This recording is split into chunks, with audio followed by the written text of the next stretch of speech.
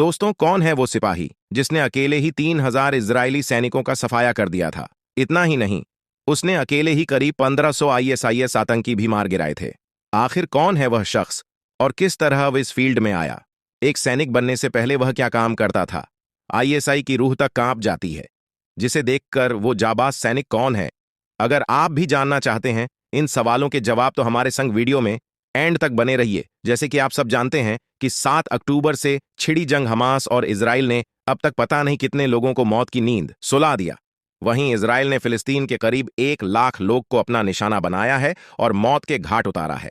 इनमें 40% बच्चे शामिल हैं। इन हमलों में 29,000 से ज्यादा फिलिस्तीनी घायल हो गए हैं। वहीं अब दूसरी तरफ अकेले 3,000 इजरायलियों को मारने वाले एक शख्स को याद किया जा रहा है जिसने हिजबुल्लाह और इजराइल की जंग में लगभग 3,000 से ज्यादा इजरायलियों को अकेले ही मौत के घाट उतारा था, और उसका नाम है अब्बू अजरेल, जिन्हें लोग एंजल ऑफ डेथ, कुल्हाड़ी वाला कमांडर, रियल लाइफ कमांडर और भी न जाने कितने नामों से जानते हैं। यह एक इराकी कमांडर है जिसने हिजबुल्लाह और इजराइल की जंग में करीब 3,000 सैनिकों को अकेले ही मार गिराया।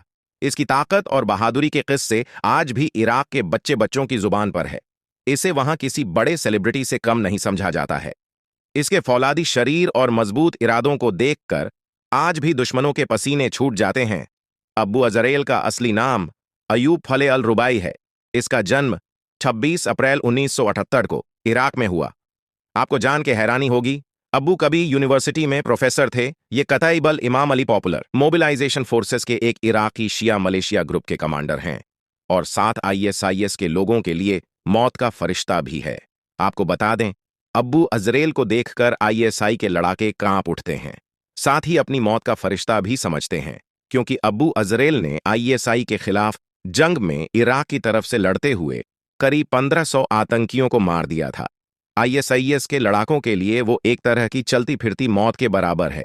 ऐसा कहा जाता है कि आईएसआई में इसका इतना ज्यादा खौफ था कि अगर कोई अब्बू अजरेल का नाम भी ले लेता तो ये लोग उसे मारने में एक बार भी नहीं सोचते। अब्बू अजरेल का नारा है अल्लाह ताही, जिसका मतलब है वह इस्लामिक स्टेट जिहादी समूह और उसके समर्थकों को तब तक नष्ट करता रहेगा जब तक कि वह पूरी तरह से मिट्टी में ना मिल जाए। इराक के आईएसआईएस के आतंकियों को उखाड़ फेंकने में अब्बू अजरेल का रोल सबसे अहम था। ऐसा कहा जाता है कि इसने एक बार एक आतंकी को प्लास्टिक फ्लिप फ्लॉप यानी प्लास्टिक की चप्पल से पीट पीट के मार डाला था।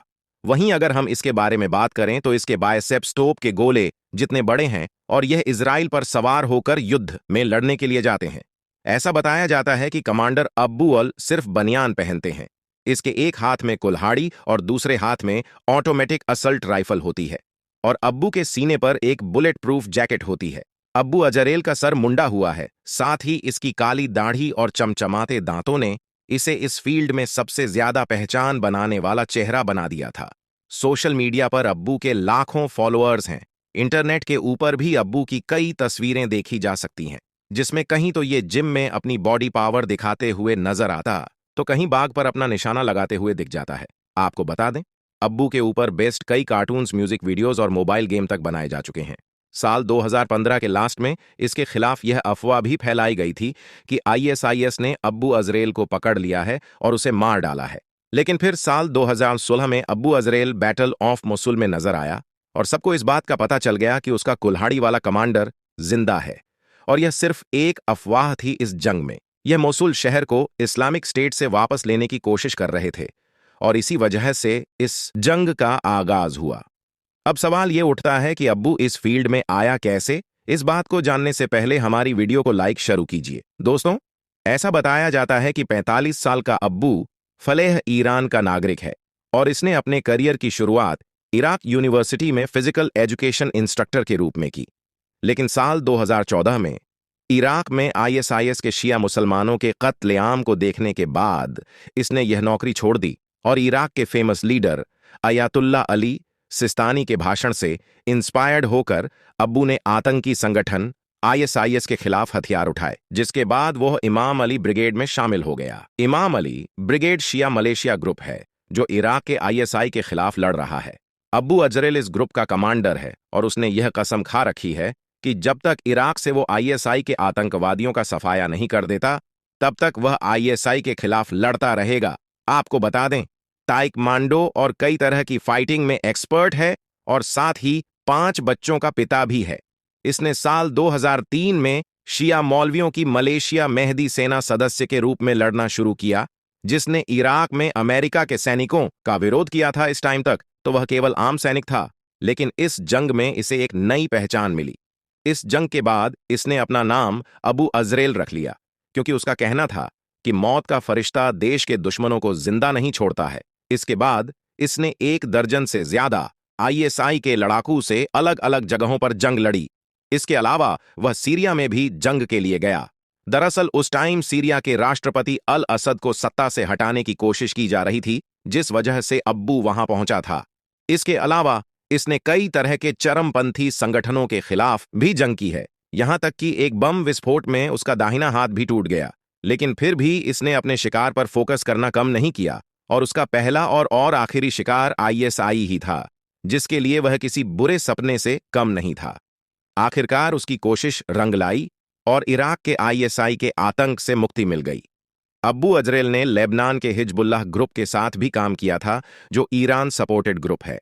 इसके ऊपर एमनेस्टी इंटरनेशनल ने युद्ध अपराधों का आरोप लगाया, क्योंकि उसने आईएसआई के लड़ाकों को धूल में मिलाने की वार्निंग दी थी, जिसके बाद अब्बू का नारा काफी फेमस हो गया था और इराक के हर गली मोहल्ले में सुनाई देने लगा था। इसने जो कुछ इराक के लिए किया था, उसके बाद इराकी नौजवान उसे अपना हीरो मानने लगे।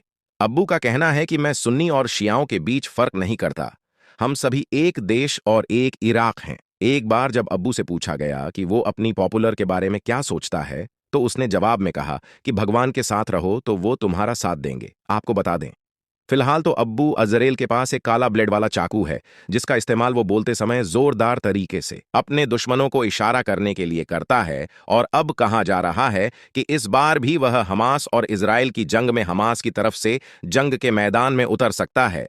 इसने अपने एक बयान में कहा कि वो इजराइल और लेबनान बॉर्डर के आसपास है और वह कभी भी इजराइल में घुस सकता है। इस खबर को सुनकर अब इजरायली सैनिकों के होश उड़े हुए हैं। उन्हें एक बार फिर से भयानक मौत अपनी आंखों के सामने नजर आ रही है। जैसे कि हम आपको पहले भी बता चुके हैं कि इससे पहले भी अबू हिजबुल्लाह के साथ मिलकर इजरायली सैनिकों को नानी याद करा चुका है और अब इस बार भी वो इजराइल के खिलाफ जंग का ऐलान करने वाला है। साथ ही हिजबुल्लाह के साथ हमास भी उसकी मदद के लिए पूरी तरह से तैयार है।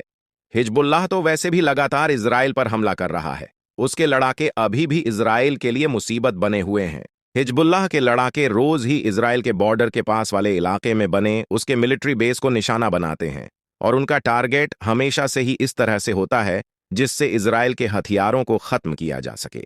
इस बात से यह साफ जाहिर होता है कि हिजबुल्लाह के लड़ाके किसी सोची समझी रणनीति के हिसाब से इजराइल के हथियारों को टारगेट करते हैं, ताकि इजराइल को ज्यादा से ज्यादा चोट पहुंचाई जा सके और साथ ही इजराइल को एक और मोर्चे पर उलझा कर रखा जा सके। असल में हिजबुल्लाह भी एक ईरानी सपोर्टेड संगठन है, जो कि ईरान के एक इशारे पर अपना गेम प्लान बना रहा है। वहीं दूसरी तरफ ईरान अमेरिका को चोट पहुंचाने के लिए उसके मिलिट्री बेस को निशाना बना रहा है। खासतौर पर इराक और सीरिया में अमेरिका के जो सैनिक मौजूद हैं, वो ईरान का पहला टारगेट है। इराक में भी ईरान के सपोर्टेड कई संगठन हैं, जो कि उसके इशारे पर अमेरिका के मिलिट्री बेसिस को निशाना बना रहे हैं। साथ ही उसका वीडियो बनाकर सोशल मीडिया पर शेयर भी कर रहे हैं। वहीं ईरान का एक और प्रतिनिधि होती भी इजराइल और अमेरिका को नाको तले चने चबाने पर मजबूर कर रहा है। अमेरिका और इजराइल दोनों ने ही होती को रोकने के लिए अपनी पूरी ताकत लगा दी, लेकिन फिर भी वह उसे रोक नहीं पा रहे। वहीं हमास के लड़ाके इजराइल के सैनिकों को परेशान करने में कोई कसर नहीं छोड़ रहे हैं। ऐसे में अगर हमास और हिजबुल्लाह को अबू अजरेल जैसे बहादुर सैनिक का साथ मिल गया तो इजराइल की तो हालत खराब हो जाएगी, क्योंकि अभी भी कहीं ना कहीं हमास और हिजबुल्लाह इजराइल पर भारी पड़ रहे हैं और जब अबू अजरेल का साथ मिलेगा तो उनका जोश और ज्यादा हाई हो जाएगा। उसके बाद इजराइल फिर शायद अपने सैनिकों की लाश भी ना गिन सके। वैसे तो अबू अजरेल के बारे में कई कहानियां मशहूर हैं, लेकिन कुछ लोग इनको शक के निगाह से भी देखते हैं। उनका कहना है कि वह केवल पब्लिसिटी के लिए अपनी झूठी कहानियां सुनाते हैं और सोशल मीडिया पर इस तरह के फोटो और वीडियो पोस्ट करते हैं जिससे लोगों में उनकी पब्लिसिटी होती रहे। जो भी आपकी राय हो, कमेंट सेक्शन में लिखें, वीडियो को लाइक और शेयर करें और हमारे चैनल को सब्सक्राइब करके बेल आइकॉन को प्रेस करना ना भूले।